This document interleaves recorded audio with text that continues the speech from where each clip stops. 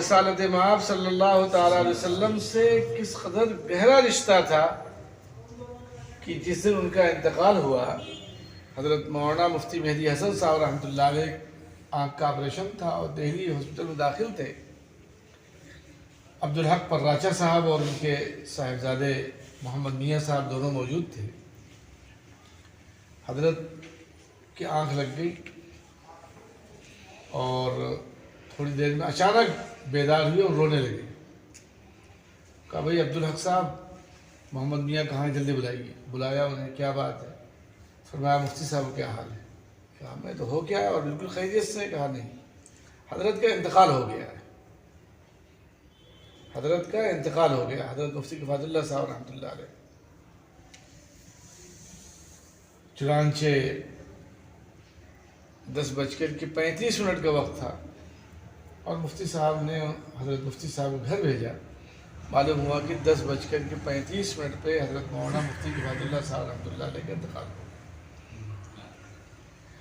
مفتی مہدی حسن صاحب رحمۃ اللہ علیہ نے رسول اللہ صلی اللہ علیہ وسلم کو خواب میں دیکھا کہ آپ علیہ السلام تشریف لائے، فرما رہے ہیں کہ علماء کا ایک مجمع ہے اور فرماتے ہیں کہ میرا کفایت اللہ کہاں ہے۔ تو اس سے میں سمجھ گیا کہ حضرت کا انتقال ہو گیا۔ چنانچہ بالکل 10:35 پہ جو خواب دیکھا گیا تھا، حضرت کا انتقال ہوا، حضرت مفتی کفایت اللہ صاحب رحمۃ اللہ علیہ کا۔ تو جمعیت علماء کے وہ بانیوں میں سے ہیں اور پہلے صدر ہیں، 20 سال تک وہ صدر رہے۔ انہی کی لکھی ہوئی تعلیم اسلام ہے۔ ہمارا بچہ جب تعلیم اسلام پوری طرح سے پڑھ کر کے آئے گا تو انشاءاللہ اسلامی جتنی بھی ضرورتیں اس کی ہیں، اس کی تکمیل وہاں ہو رہی ہیں۔ ہمیں اسی کی ضرورت ہے کہ ہم اپنے بچوں کا ایمان بچائیں۔ آج جن حالات سے بچے ہمارے گزر رہے ہیں وہ کسی سے پوشیدہ نہیں۔ آپ حضرات الحمدللہ ائمہ مساجد جو یہاں جمع ہیں، وہ بھی، جو نہیں ہیں وہ بھی، سبھی حضرات سے گزارش کریں کہ اس پہ خصوصی توجہ دلائی جائے، معیاری مکاتب بچوں کی تعلیم کے تعلق سے۔ امید ہے کہ انشاءاللہ اس فکر کو لے کے آپ کھڑے ہوں گے تو اللہ رب العزت آپ کی دستگیری اور مدد فرمائیں گے۔ مولانا بشیر ابراہیمی اور مولانا عبدالحمید بن بادیس، یہ دو ایسے عالم ہیں جنہوں نے الجزائر سے ہجرت کر کے مدینہ طیبہ میں رہنے کا فیصلہ کر لیا تھا۔ چنانچہ تعلیم حاصل کی اور رہنے لگے۔ شیخ الاسلام حضرت مدنی رحمۃ اللہ علیہ نے انہیں الجزائر واپس کیا، دونوں کو، مولانا بشیر ابراہیمی کو اور مولانا عبدالحمید بن بادیس کو۔ چنانچہ وہ لوگ گئے اور جانے کے بعد فرانسیسیوں سے جہاد کیا اور فرانسیسیوں سے الجزائر کو آزادی ملی تو الجزائری مسلمانوں نے 200 سال کے بعد قرآن مجید دیکھا کہ قرآن ہوتا کیسا ہے۔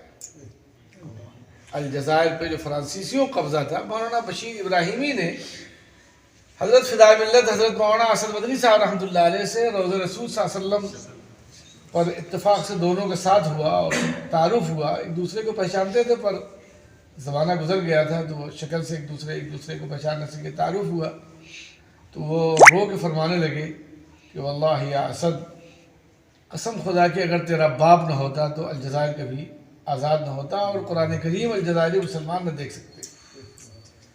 چنانچہ مولانا بشیر ابراہیمی اور مولانا عبدالحمید بن بادیس کی محنتوں اور برکتوں سے الجزائری مسلمانوں نے فرانسیسیوں سے آزادی حاصل کی۔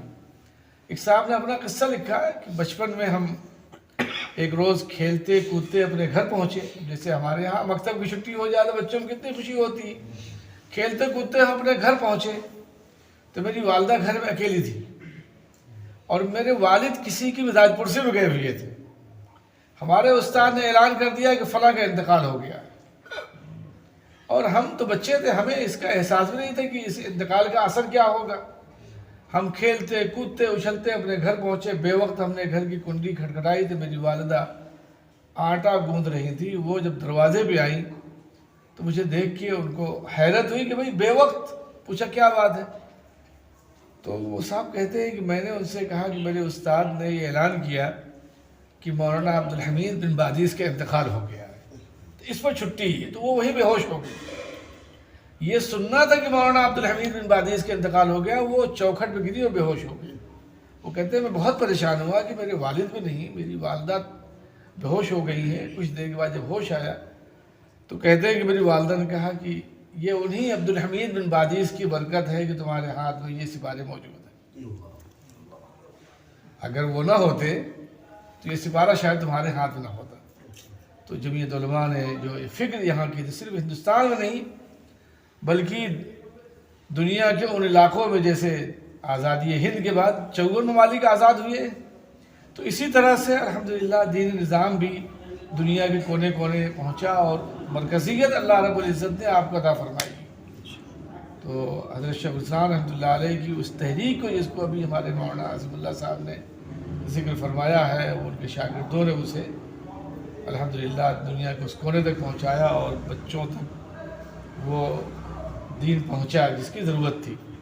تو آج ہم سب یہاں جمع ہیں، اللہ مبارک فرمائے مولانا بلال صاحب کو، حضرت مولانا شمیم صاحب کو، حاجی شکیل صاحب کو، مولانا شہزاد صاحب، اور بھی جو حضرات ہمارے مولانا حسام الدین صاحب، آپ سب حضرات نے ذمہ داری کو قبول کیا ہے۔ تو اسی طرح سے آپ کو تن من دھن کے ساتھ کھڑا ہونا پڑے گا۔ حالات بہت سخت اس وقت اس انداز سے کہ محنت کی جائے، ضرورت ہے، بچوں بھی اور بچیوں بھی اور بڑوں میں بھی۔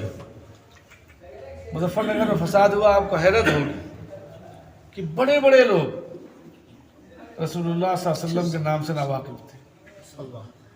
کسی نے سوال کیا آپ کس کی امت میں ہیں، کہیں کہ ہم ملائم کی امت میں ہیں۔ میری موجودگی کی بات ہے، کوئی قصہ نہیں، میں خود سنا رہا ہوں آپ کو۔ میں منموہن سنگھ کی امت میں ہوں۔ تو ایسے پتہ نہیں کتنے جوان ابھی بھی ہیں جو ناواقف ہیں۔ اللہ خیر فرمائے اور ہم سب کی حفاظت فرمائے۔ جزاک اللہ، بہت اچھی ماشاءاللہ آپ نے فکر کی اور لوگ جمع ہوئے۔ قاری عبدالسمیع صاحب اللہ جزائے خیر دے۔ حضرت مولانا داؤد صاحب کو بھی ہونا چاہیے تھا، وہ اللہ بہتر فرمائے۔ وآخر دعوانا الحمدللہ رب العالمین۔ مولانا داؤد صاحب والے آپ صدر ہیں۔